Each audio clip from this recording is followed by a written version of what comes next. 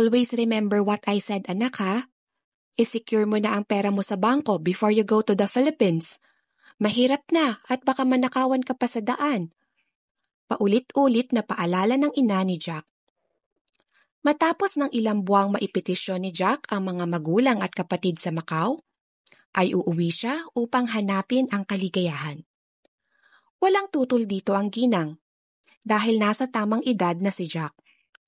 Sa edad na 30 ay pwede na itong bumuo ng pamilya, lalo na at nasa tamang lugar na silang mag-ina.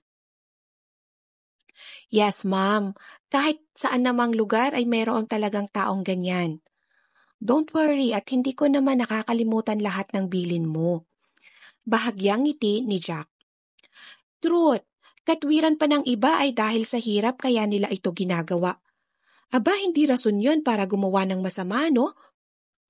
Hindi tayo binigyan ng Diyos ng buhay para gumawa lang ng ganoon. Palatak pa ng babae. Tama ho kayo, Mami. Kaso, hindi naman lahat ng tao ganyan ang iniisip. Oo naman. Ay, oo nga pala. Bago ka sumakay ng taxi, ay kunan mo muna ng picture ang plate number at ipasa mo sa akin, ha? Tingnan mo rin ang driver kung ano ang mukha. Huwag mong kunan ng picture. Kabisaduhin mo lang. Dagdag na paalala pa ng ginang. Tumawa na lang si Jack sa pinagsasabi ng ina. Ang mami talaga, para na akong bata nito eh. Jack, walang bata o matanda, lalo na kapag may masama ng paparating. Kahit anong edad, pwedeng gumawa ng masama. Kaya kahit matanda ka na, ay hindi ako magsasawang paalalahanan ka. Ismid pa ng ginang. Sasagot pa sana si Jack, pero dumating na ang kanyang ate Marinel. Kapatid niya ito at isa sa napetisyon niya sa Macau. Ready na ba ang balikbayan box? Ngiting tanong ng babae. Oo, kaso ay binusog pa ako ng mami ng paalala. Biro ni Jack. Aba, nag-aalala lang ako sa'yo, no? Ang bilin ko sa'yo, ha? Hanapin mo si Linita. Opo, mami. Nagkaroon pa ng yakapan bago kinuha ni Jack ang maleta. Nagsimula namang umiyak ang kanyang ina. Mami naman, walang iyakan. Natatawang sabi ni Jack. Kasi naman, kung kailan nandito na kami, saka ka naman mawawala. Singhot pa ng ginang. Mami, alam mo naman ang plan ko, diba? Malay mo, pagbalik ko dito, 2 na kami. Ayaw mo yon? Ngiting wika ni Jack. Sige na nga. Aasahan ko ang pagbalik mo, ha? Bago pa maiyak si Jack, ay lumabas na siya ng bahay. Hinatid siya ng kanyang bayaw sa airport. Panay naman ang pagpapaalala ng lalaki kay Jack. Pagbutihin mo ang paghahanap kay Linita, bayaw ha? Expected na ng mama natin na madadala mo dito si Linita. Ngumiti naman si Jack sa sinabi ng lalaki. Ingatan mo ang kapatid at mami ko ha, mahal ko yon. Mahal natin, bayaw. Huwag ka na mag-alala sa kanila, ako na ang bahala. Sana makabalik ka kaagad, kasama si Linita, para magkakaroon na naman tayo ng batang sanggol. Biro pa ng lalaki. Malay mo, di ba? Baka mahanap ko kaagad ang babaeng para sa akin doon. Di uuwi kami kaagad dito. Biro rin ni Jack at nagtawanan na nga silang dalawa. Nasa naiya na si Jack at palingalinga lang siya. Walang susundo sa kanya. Di tulad ng mga nakasabayan niya na halos lahat ay may sundo. Palingalinga pa si Jack nang may isang gray na taxi ang pumarada sa harap niya. Sakay na sir, saan po ba ang punta niyo? Nangunot ang noo ni Jack. Kakaiba ang boses nito, kaya yumuko siya. At tama ang hula ni Jack. Babae ang driver at nakasuot lang ng panlalaking damit. Naka-jacket at sombrero ito, pero hindi maitatago ang angking ganda. Parang na-starstruck si Jack sa driver na nooy nakakunot na rin ang noong nakatingin sa kanya. Boss, sasakay ba kayo o hindi? Mahihimigan ang pagkairita sa boses ng babae. Oh, sorry. Yes. Pahiyang sagot ni Jack at dalidaling pumasok sa loob at siya na rin ang naglagay sa maleta sa loob ng taxi.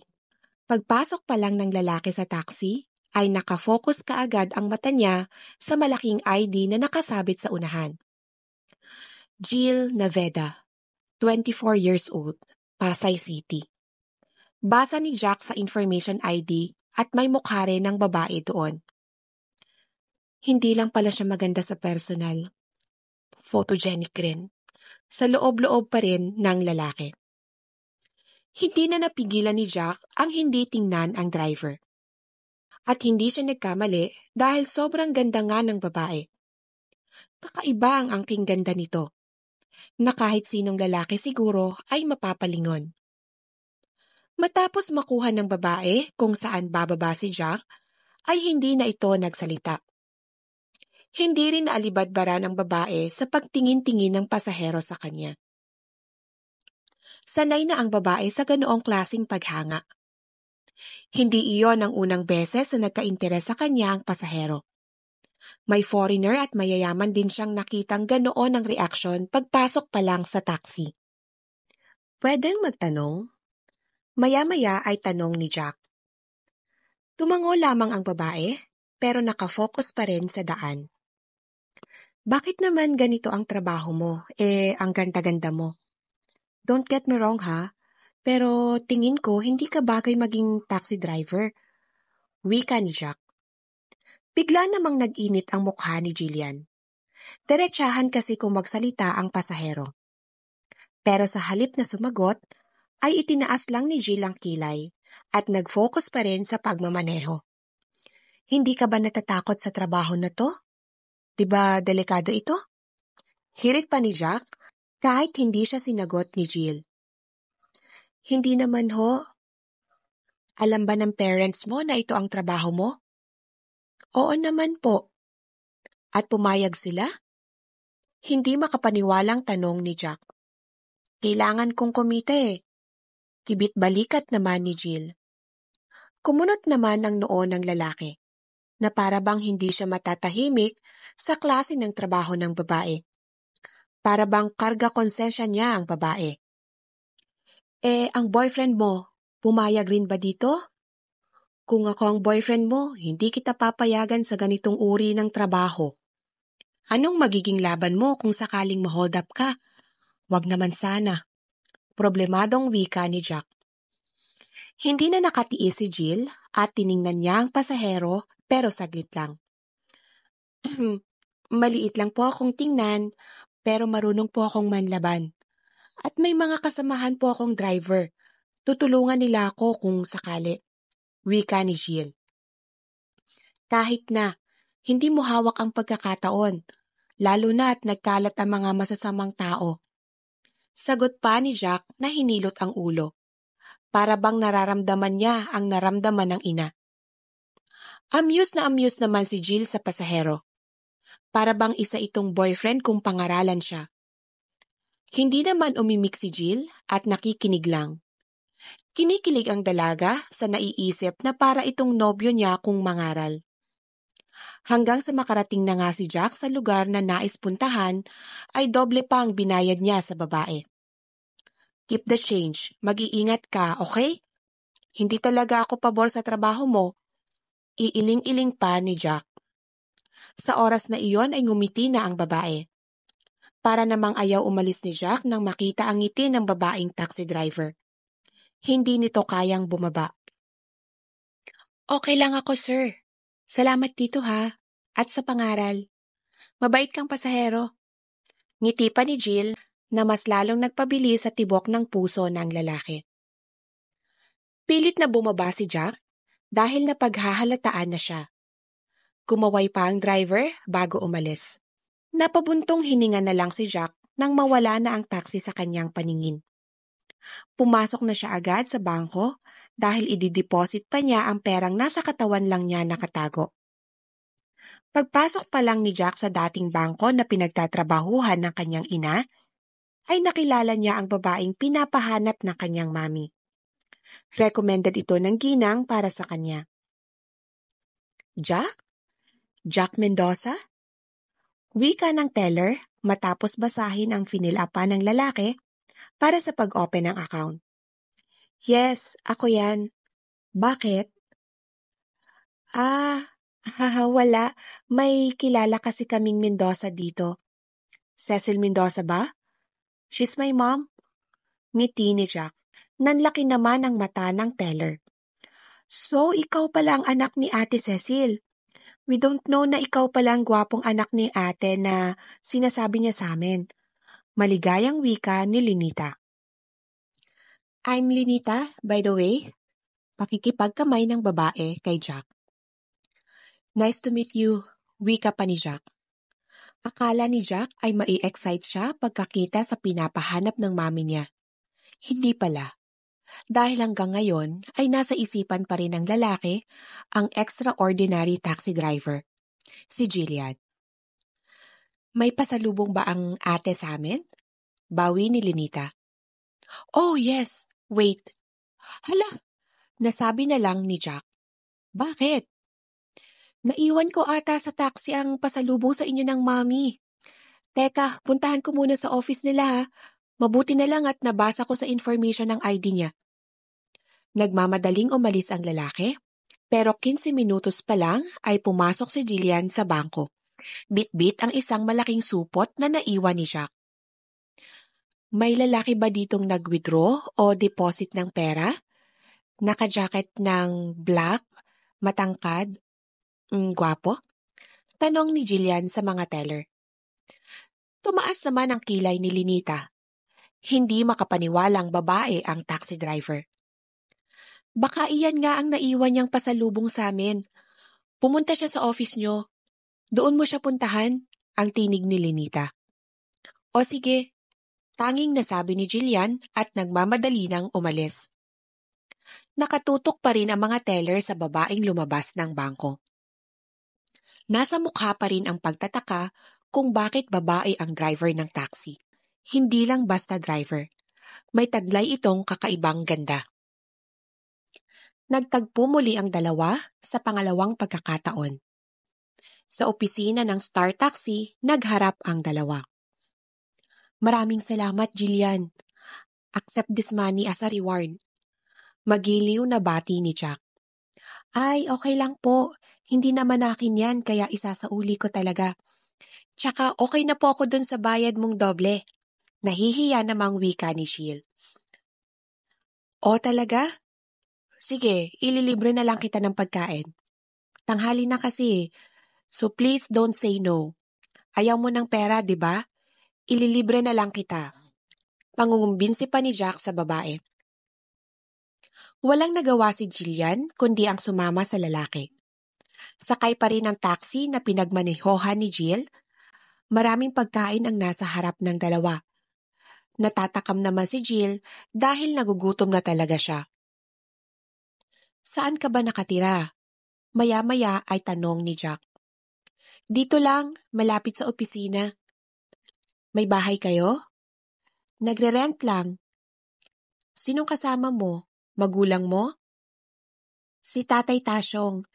Pero hindi ko siya tatay. Nasa province ang magulang ko. Wika ni Jill at bahagya pang umiwas ng tingin sa lalaki. Delikado ka pala dahil hindi mo kaano-ano ang kasama mo. Imbis na mainis si Jill, ay ngumiti pa siya sa lalaki. Hindi niya lubos maisip kung bakit natutuwa siya tuwing nag-aalala ang lalaki sa kanya. Hindi naman, mabait si tatay. Siya nga ang nagpasok sa akin dito. Naging seryoso naman si Jack nang magsimula ng kumain. Gusto mo ihanap kita ng trabaho? Tuluyan ang gumaan ang pakiramdam ng dalaga sa kaharap. Kung kanina ay naiilang siya sa lalaki, ngayon ay hindi na. Ang bait mo talaga, no? Alam mo, ang sarap mo sigurong maging kuya. Ngiti pa ni Jillian. Bakit? Wala ka bang kuya? Napangiti na rin si Jack sa kaharap. Meron, kaso hindi naman sila nag-aalala sa akin tulad mo. Talaga? Totoo. Saan na ba sila? Kulit pa ni Jack. Bumuntong hininga naman si Jill. Ayoko silang pag-usapan. Pwedeng malaman na lang ang pangalan mo? Pag-iiba ng babae. Oh, sorry. I'm Jack. Jack Mendoza. I'm 30 years old na. I'm Jillian. Call me Jill. Okay. Alam mo, Jack, ang gaan ng loob ko sa'yo. First time ko tong kumain sa labas kasama ang pasahero ko. Hindi ka kasi masamang tao at gwapo pa. Prangkang wika ni Jill na ikinapula ng mukha niya. Huli na nang maisip niya kung ano ang mga pinagsasabi niya. Tumawa naman ng pagkakalakas-lakas ang lalaki. Amazed na amazed siya sa kaharap. Ang prangka mo ha? Pero tingnan mo ang sarili mo, Jill. You're so beautiful, yet you're wearing panlalaking damit. Alangan namang magbistida ako habang nagdadrive, mister. E di mas nakakatawa ako nun. Katwiran pa ng babae at nakitawa na rin. That's not my point, miss. Ang ibig kong sabihin, your work doesn't fit you. For sure wala kang boyfriend, no? Biro ni Jack sa babae. Umismid naman si Jill sa narinig. Ayoko nga mag-boyfriend. Sakit lang sa ulo. Ikaw, may asawa ka na ba? Ay wala pa, kahit girlfriend wala. Bakit naman? Ang gwapo mo tapos walang girlfriend? Mukhang iniiba mo ang usapan ha? Tawa ng lalaki. Of course not. Aga pa ni Jill. Tumawa naman muli si Jack. I remember my sister dahil sa'yo. May pagkakapareho kayo, alam mo yon? I think there is something in you. At aalamin ko yon. Ngiti ni Jack. Oh, so pagkakaabalahan mo ako? Why not? Tumawa na lang ng mahina ang babae. Tila naging musika naman ito sa pandinig ni Jack. I need to go. Thank you sa blowout. Ngiti ni Jill. Matapos magbayad ni Jack ay umalis na silang nagtatawanan. Na para bang matagal na silang magkakilala. Sa isang malaking mansyon naman ay problemado ang mga kasapi ng pamilya. Seryoso ang mga anyo nito, lalo na ang ina ni Jill. Matagal-tagal na rin mula nang umalis si Jill at hanggang ngayon nga ay hindi pa nila ito nakikita. Nagsimula na namang umiyak ang ginang. Ang bunso ko. Jillian, anak. Iyak ng Donya. Tumigil ka, Matilda. Kaya lumaki ang ulo ng anak mo dahil sa iyong pagkakonsentidor. Galit na wika ng ama ni Jill. Hindi totoo yan. Masama bang mag-alala ko sa bunso ko? Kayo na walang kaamor-amor kay Jillian. Ikaw, kayo. Galit na turo ng Donya sa tatlong lalaki. Bunso si Jillian sa tatlong anak. At kapwa lalaki ang dalawa. Galit na tumitig ang padre de pamilya sa asawa. Ang sabihin mo, lumalaki ang ulo ng anak mo dahil sa pagkakonsentidor mo. Kababaeng tao ang lakas ng loob maglayas. Dumagundong na ang boses ng Don sa loob ng bahay. Nakayuko lang ang mga kapatid ni Jill na tila takot masipa sa mansyon. Paano? Napakasama mo sa anak mo. Puro mali na lang ang nakikita mo sa anak ko. Wala kang ibang ginawa kundi ang pagalitan siya at sabihing palamunin dito sa bahay na to. Galit naman na wika ng Donya kahit pa umiiyak pa rin ito. Ano gusto mong gawin ko, ha? Ang matuwa sa anak mong matigas ang ulo? Paano ako matutuwa kung lahat ng ginagawa niya sa bahay na to ay puro ayoko? Minsan sumusobra ka naman sa kanya. Mas lalo pang nagalit ang Don sa ginawa ng asawa. Tanungin mo ang dalawa mong anak kung hindi ko ba sila pinapagalitan sa tuwing may ginagawa silang mali. Bigla namang tumingin ang Donya sa dalawang anak. Nag-atubili pang sumagot ang dalawang lalaki, pero kalaunan ay nagsalita na rin. Tama ang papa, mami. Napapagalitan niya po kami, minsan kapag may nagawa kaming mali. Pero hindi naman namin naisipang maglayas. Wika ng panganay. Tama ho ang kuya, mami. Minsan ay matigas talaga ang ulo ni Jillian. Sang-ayon naman ng pangalawang lalaki. Hayan, Pinagkakaisahan niyo na naman si Jillian. Kaya siya naglayas dahil dyan sa inyo. Hindi niya maramdamang mahal ninyo ang bunso ko. Iyak pa ng babae. Tumigil ka. Hindi yan nakakatulong para makita natin muli ang pasaway mong anak. Asik pa ng lalaki. Diyos ko, ang anak ko. Baka kung ano na ang nangyari sa kanya. Lumakas na ang iyak ng ginang, kaya nagsilapitan na rin ang dalawang lalaki at inalo ang ina. Panay naman ang buntong hininga ng Don, na nooy balisang-balisa na rin sa pagkawala ng nag-iisang anak na babae. 1 linggo na ang nakakalipas at patuloy pa rin ang buhay ni Jillian at Jack. Noong araw na iyon ay binisita si Jack ng kanyang pinsang lalaki.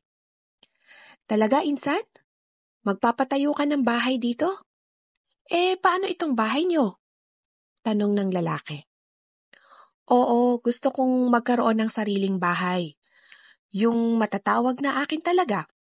Tsaka iiwan ko kay mami kung ano ang gagawin niya dito sa bahay.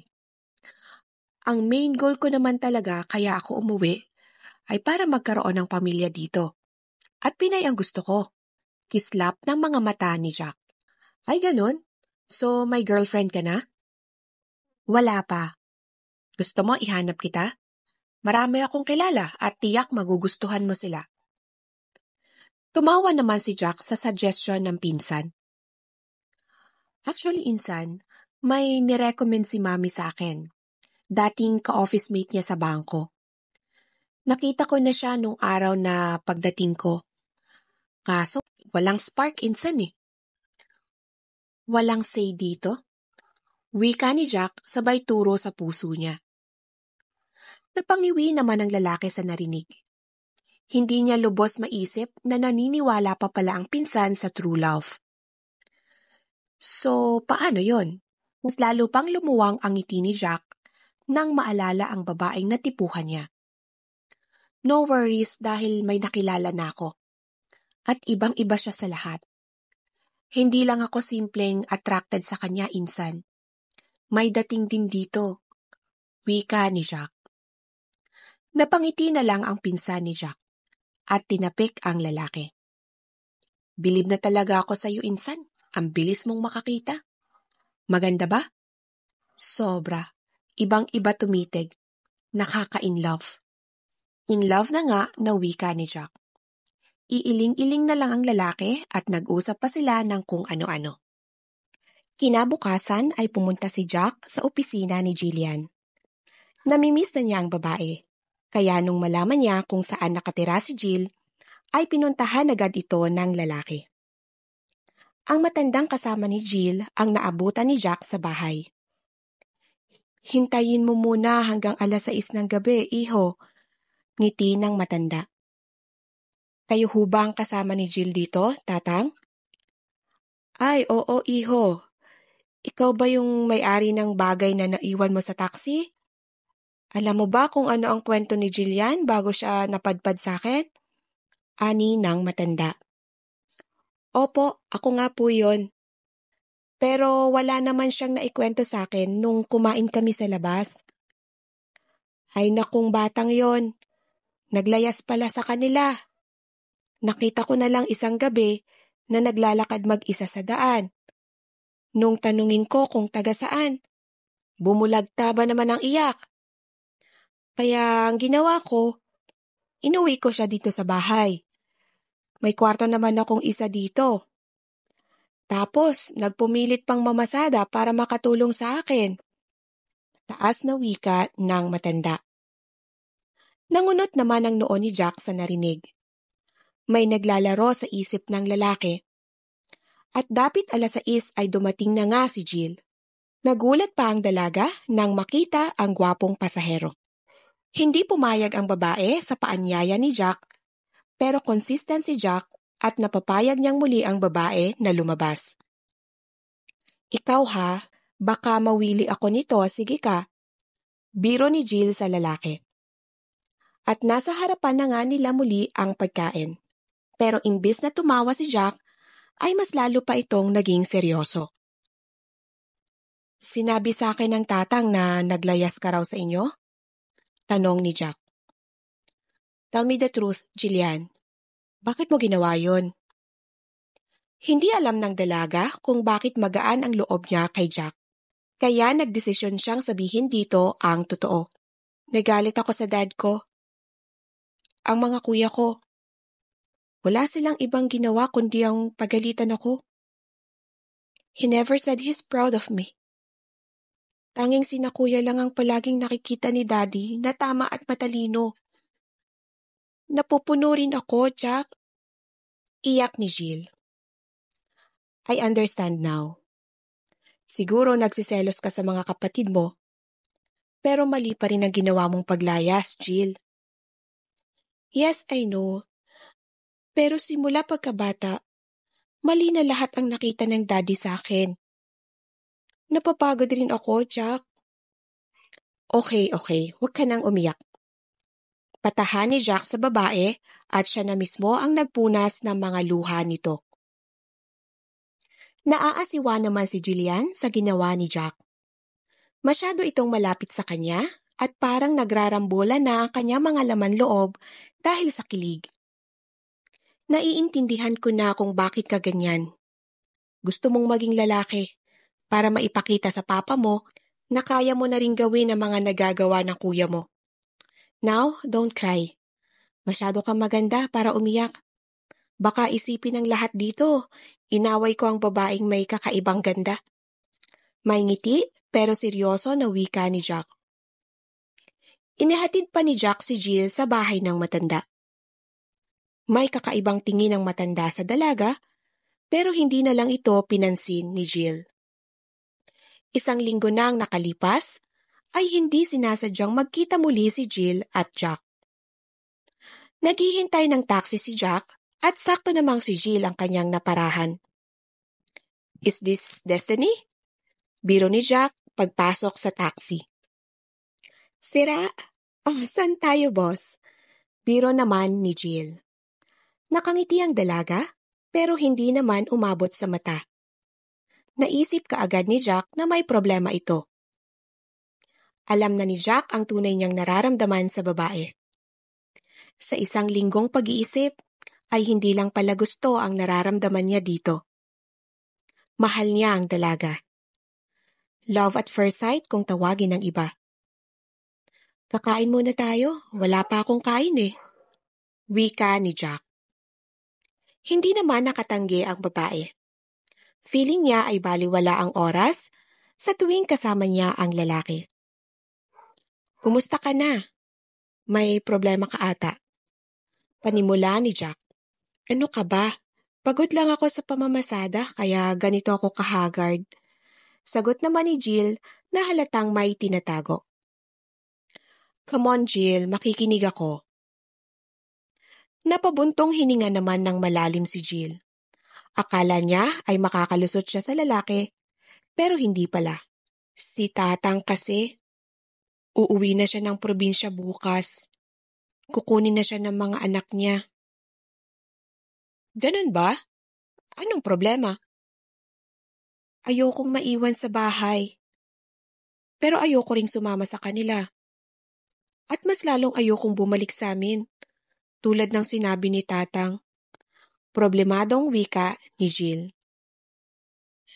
Bigla namang may bumbilya sa utak ni Jack. Para bang ang tadhana na mismo ang tumulong sa kanya para mapalapit sa babae. Stay with me then. Don't worry, may sarili kang kwarto. Pwede ring sa kwarto ko na ikaw matulog. Biro ni Jack na nakatikim ng batok galing sa dalaga. Kahit ano-ano talaga pumapasok dyan sa kukote mo. Pero seryoso, ayoko rin, nakakahiya. Anong nakakahiya? Di you don't treat me as your friend kung ganon. Kasi ang kaibigan, nagtutulungan eh. Tsaka wala namang magagalit dahil wala akong girlfriend. At ganon ka rin, 'di ba? Ngingiti-ngiti pa ang lalaki. Umiling na lang si Jill. Kahit papano ay magaan ang loob niya sa lalaki. Wala siyang ibang choice kundi ang sumama dito. 2 tao lang ang pinagkakatiwalaan niya. Ang matandang kumukup sa kanya at si Jack. Labis ang pasasalamat ni Jill sa matandang nakasama niya sa loob ng ilang linggo dahil hindi siya napahamak sa kamay nito. Sa araw din na yon ay kinuha na ni Jill lahat ng gamit at dinala iyon sa bahay ni Jack. Grabe naman tong bahay mo. Konti lang at magkakapareho na tayo. Masayang wika ni Jill na agad ring napalitan ng pagtutup sa bibig. Mabuti na lang at busy ang lalaki sa paghahakot ng kanyang gamit at tila wala itong narinig. Labis ang pasasalamat ni Jillian at wala itong reaksyon. Baka isang araw ay isauli siya sa pamilya niya. Jack? Paano ang parents mo? Baka magalit sila sa'yo at may itinira kang babae dito sa bahay niyo. Nag-aalalang wika ni Jill nang maisip ang mga magulang ng lalaki. Yun bang iniisip mo? Don't worry about them. Magiging okay ito sa kanila and they will like you for sure. And besides, hindi mo ba alam na you have a charm? Kung sino mang tumitig sa'yo ay masisiyahan? Ngingiti-ngiting wika ni Jack na ikinairap ni Jillian. Binubola mo ata ako eh. Irap ng dalaga, pero nakangiti naman. No, sweetheart, I'm telling the truth. Let's go? Ani Jack at nagsimula ng umakyat sa ikalawang palapag ng bahay. Namumula na ang mukha ni Jillian dahil sa pagtawag sa kanya ng sweetheart. Feeling ni Jill ay may kapatid, ama at kaibigan siyang kasama. Hindi pa niya iyon nadama kahit kailan sa ama. Alam ng dalaga kung ano ang sinisigaw ng puso niya. Mahal niya ang lalaki, kahit sa konting panahon nilang magkakilala. Gabi na at nasa kwarto na si Jill. Lihim siyang nagpasalamat sa Panginoon dahil binigyan siya ng mga taong handang tulungan siya. Kaya lang, nalulungkot ang dalaga nang maisip ang ina. Wala itong ibang kakampi sa bahay. At tiyak, giyera ang inabot nito sa tatlong lalaki. Bukas ang pinto kaya nakapasok ng tuloy-tuloy ang lalaki sa kwarto ni Jillian. Umiiyak ka? Mabilis na dalo ni Jack sa dalaga. Wala ito. Namimiss ko lang ang mami ko. Singhot ni Jill. Gusto mo silang makita? I mean, ang mami mo? Siyempre. Pero hindi pwede. Ayokong pabalikin ako ng mami sa bahay. Mabilis lumipas ang mga araw. At pansamantalang pinatigil muna ni Jack si Jill sa pamamasada. Nasa gala palagi ang dalawa. Kahit saan dalhin ni Jack si Jillian, ay nagugustuhan naman ito ng dalaga. Para bang wala siyang problemang kinakaharap sa mga oras na iyon. Halos 1 buwan ring walang trabaho si Jill. At sa araw nga na iyon, ay napilit niya si Jack na magtrabaho siya. Hindi ka naman magugutom kung dito ka lang, Jill. Malungkot na wika ng lalaki. Tama ka naman dahil may sarili naman akong savings sa bangko. Kaso, sanay na ako sa pamamasada. Kaya please, promise, maaga ako uuwi. Masayang wika ni Jill at muntik pang yakapin ang lalaki. Mabuti na lang at napigilan niya. Walang nagawa si Jack kundi ang tingnan ang babaeng papalayo. Tinawagan naman ni Jack ang kanyang engineer para masimula na ang bahay. Ang balak ni Jack ay magpakasal na sa taon na iyon. Napangiti naman si Jack nang maisip ang tungkol sa pag-aasawa. Sa loob ng 1 buwan, ay pinadama niya kay Jill ang pagmamahal niya. At alam ni Jack na nararamdaman iyon ng babae. Sadyang pipilang silang dalawa para isatinig ang nararamdaman. Alam na rin ang pamilya ni Jack na magpapakasal na siya.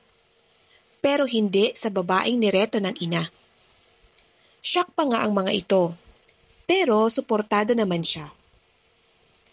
Habang nakangiti si Jill na naghahanap ng pasahero, ay nakita niya ang isa sa taong ayaw niyang makita. Ang kanyang ama. Dali-daling niliko ni Jill ang manibela at humantong ito sa disgrasya. Dali-daling isinugod sa hospital ang babae.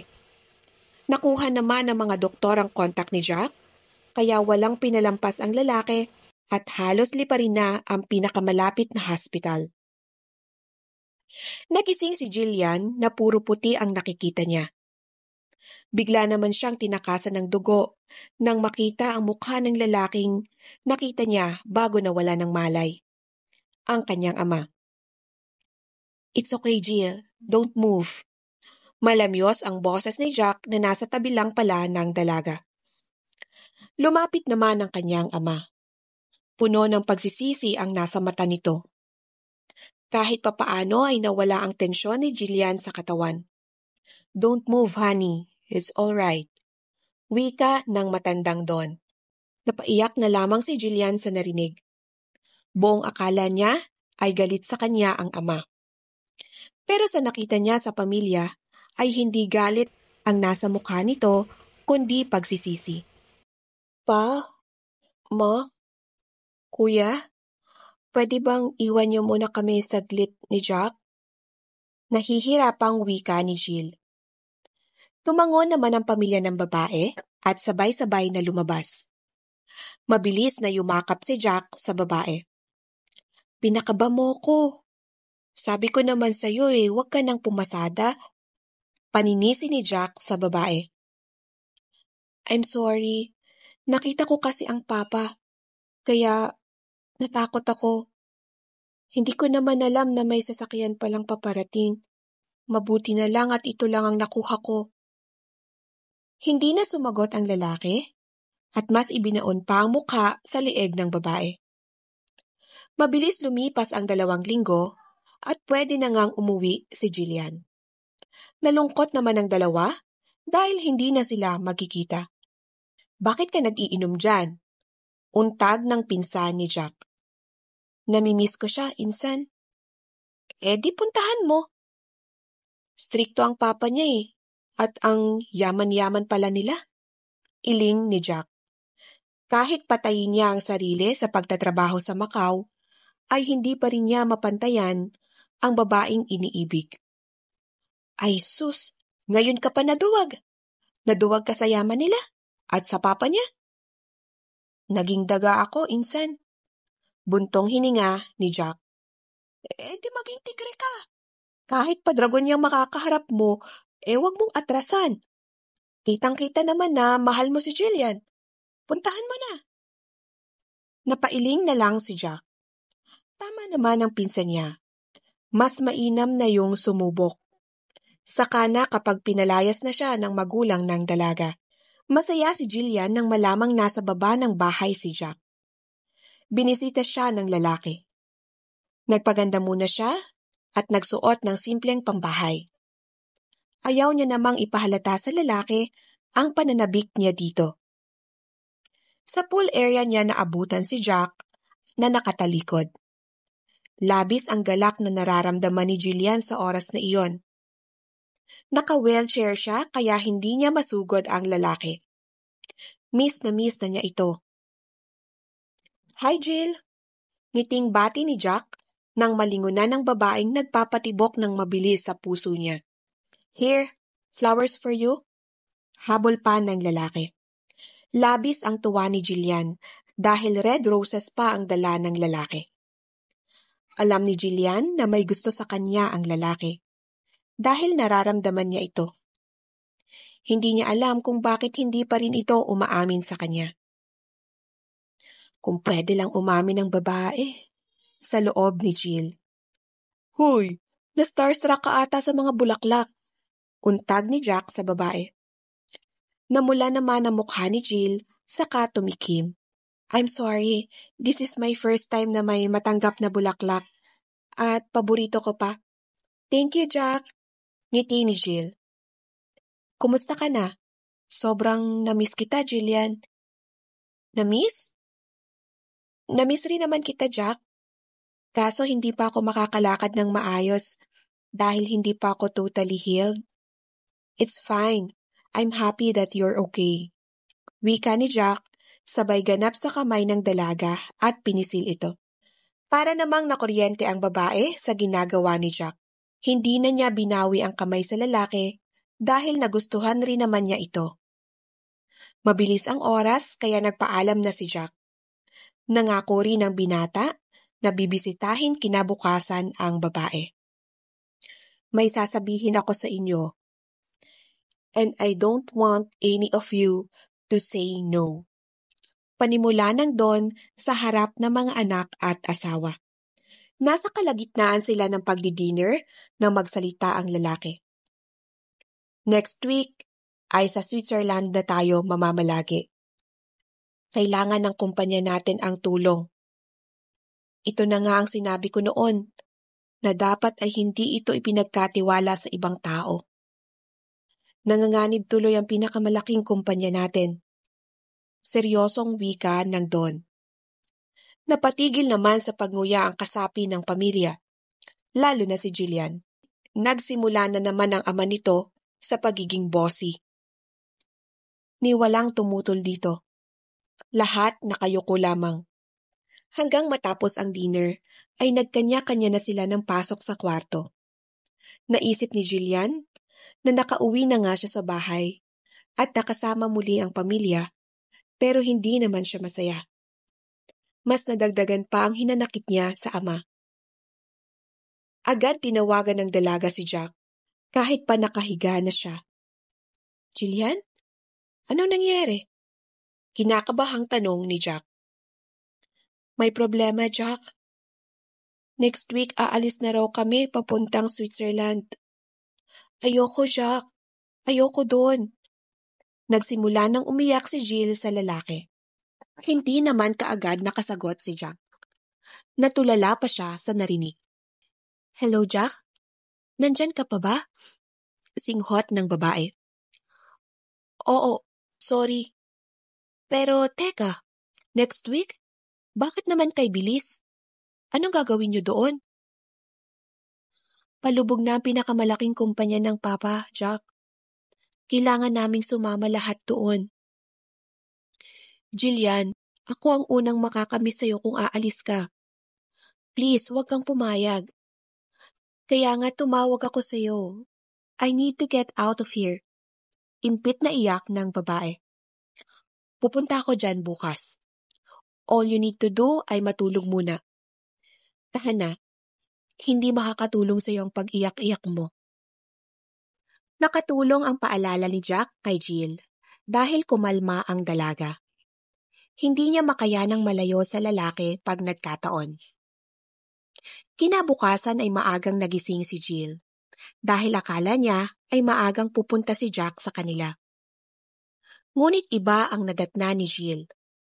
Malungkot na mga mukha ng kuya at lihim na iyak ng ina. May mga maleta na rin ang mga ito. Mami, saan kayo pupunta? Naguguluhan na tanong ni Jill. Ngayon na pala ang alis natin, Jillian. Sobrang kailangan na ng kumpanya ang tulong natin. Huwag ka nang magdala ng gamit dahil may pera ka naman para makabili doon ng gamit. Let's go. Ikaw na lang talaga ang hinihintay namin. Maautoridad na wika ng padre di pamilya. Papa, ayokong sumama. Nagsimula ng maging hysterical si Jillian. Ang buong akala niya may panahon pa siya upang tumakas muli. Pero nagkakamali siya. At sinong may sabi na hindi ka sasama? Sasama ka sa amin sa ayaw at sa gusto mo. Wika ng Don at pilit kinaladkad ng anak. Walang nagawa ang ina at dalawang lalaki sa nangyari. At nakayuko lamang itong nakasunod sa dalawa. Nagwawala na si Jillian pero hindi siya pinansin ng Don. Patuloy lamang ito sa paglabas ng bahay at pilit pinapasok ang anak sa sasakyan. Wala nang nagawa si Jillian kundi ang umiyak ng umiyak hanggang sa makapasok sila sa sariling sasakyang panghimpapawid. Samantalang nanlumo naman si Jack pagdating sa mansyon ni na Jillian. Sinabi na lang ng mga katulong na lumipad na ang pamilya pa Switzerland.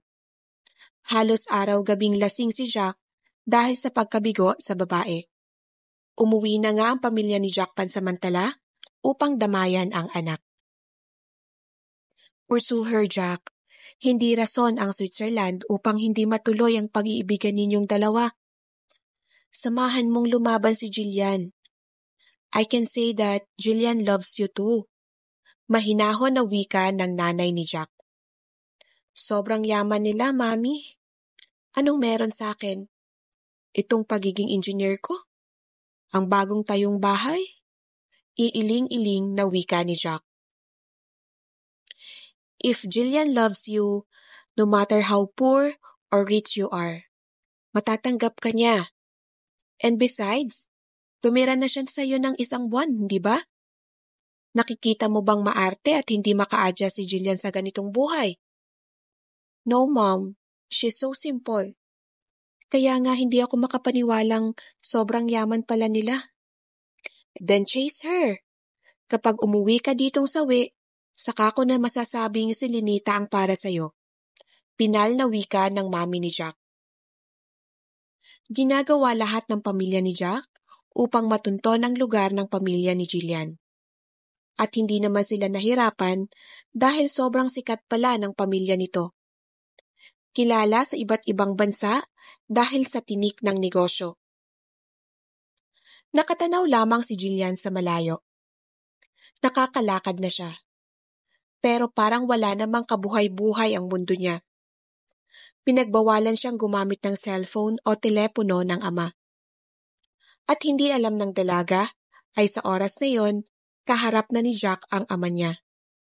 Nagkatitigan muna ang dalawa bago nagbawi ng tingin ang matandang Don.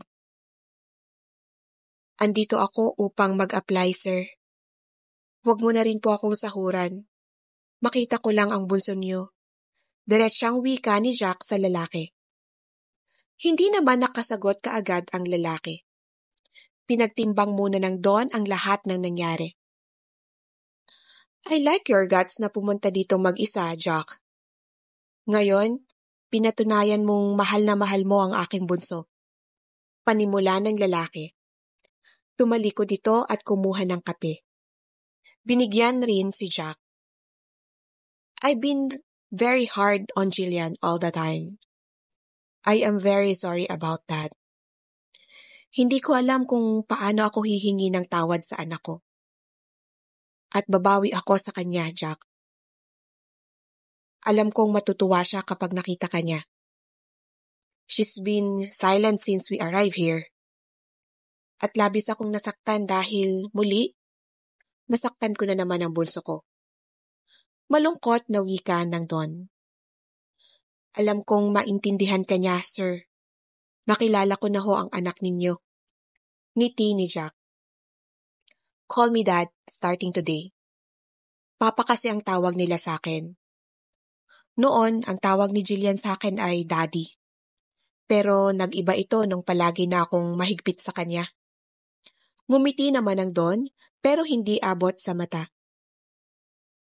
Kasalukuyang kumakain ng hapunan ng pamilya nang biglang nagsalita ang Don.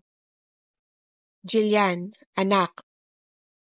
Kunot noong nag-angat ng tingin ang dalaga. Kailan pa ba niya huling narinig ang pagtawag sa kanya ng anak ng kanyang ama? Hindi ko na maisip. Sa loob ng dalaga. I'm so sorry for being hard on you. You know how much I love you, Jillian. That's why babawi ako. Alam kong magbabalik lahat ng saya mo kapag nalaman mo ang surprise ko. Ngiti ng Don. Mapait na ngumiti ang dalaga at yumuko ulit. Kung bagay ho iyan, Papa, di bali na ho. I can afford po kung anong gamit yan. Hindi, anak. Hindi ito isang bagay lang. Napaangat muli ang tingin ni Jillian. Sinalubong niya ang tingin ng ama. Nagtatanong rin ang mga mata ng kapatid at ina niya. Doon na lumabas si Jack. Nabitiwan kaagad ni Jill ang kubyertos at sinugod ng yakap ang lalaki. I miss you too, sweetheart. Bulong ni Jack dito. Nagsimula ng umiyak ang dalaga at ang ama naman niya ang niyakap. Thank you, Daddy. Hindi mo alam kung gaano mo ako pinasaya ngayon. Saad ni Jill. Nagsimula ng umiyak ang pamilya ni Jillian, pati ang padre di pamilya. Doon na rin ang hingi ng tawad ang lalaki at agad naman pinatawad ng mga anak, lalo na ang asawa ng Don. I want to marry you, Jillian. para hindi na tayo muling maglayo. Madamdaming wika ni Jack. Yes, I will marry you. Masayang wika ni Jillian, saka hinalikan sa labi ang lalaki. I love you, my extraordinary beautiful taxi driver. Bulong ni Jack sa babae. I love you more, Jack, my knight and shining armor. Sagot naman ng babae. Marami na kayong oras, mga anak. Kain na muna tayo. Sabat ng Don sa dalawa. Napuno ng tawanan ang tahanan. Masayang naghapunan ang pamilya ni Jillian kasama si Jack. Sa gabing iyon din mismo pinag-usapan ng pamilya ang pag-uwi nila sa Pilipinas upang doon magpakasal. Masayang-masaya ang dalawa sa nangyari sa kanilang buhay. Nagpapasalamat naman si Jack sa kanyang pamilya dahil sila ang naging tulay kung bakit naging sila ni Jillian. Minsan, hindi masamang sumubok.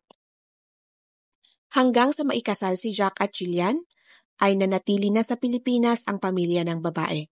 Paminsan-minsan lang nilang binibisita ang kumpanya sa ibang bansa. Dahil simula na magpakasal si Jillian, ay namulat na ang mata ng Don na money is nothing, but love of the family is everything. At dito po nagtatapos ang isa na namang magandang kwento ng pag-ibig. This is Rian. Thank you for listening.